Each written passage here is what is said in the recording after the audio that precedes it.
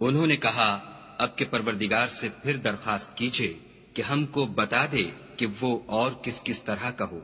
کیونکہ بہت سے بیل ہمیں ایک دوسرے کے مشابہ معلوم ہوتے ہیں،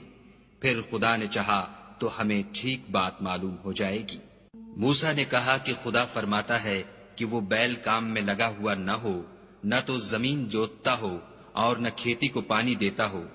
اس میں کسی طرح کا داغ نہ ہو۔ کہنے لگے اب تم نے سب باتیں درست بتا دیں، غرض بڑی مشکل سے انہوں نے اس بیل کو ذبح کیا اور وہ ایسا کرنے والے تھے نہیں۔ اور جب تم نے ایک شخص کو قتل کیا تو اس میں باہم جھگڑنے لگے،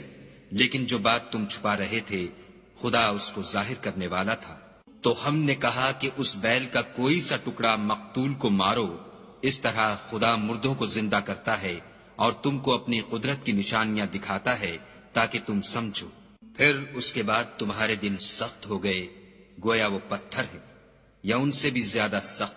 اور پتھر تو بازے ایسے ہوتے ہیں کہ ان میں سے چشمے پھوٹ نکلتے ہیں، اور بازے ایسے ہوتے ہیں کہ پھٹ جاتے ہیں اور ان میں سے پانی نکلنے لگتا ہے، اور بازے ایسے ہوتے ہیں کہ خدا کے خوف سے گر پڑتے ہیں، اور خدا تمہارے عملوں سے بے خبر نہیں۔ مومنو،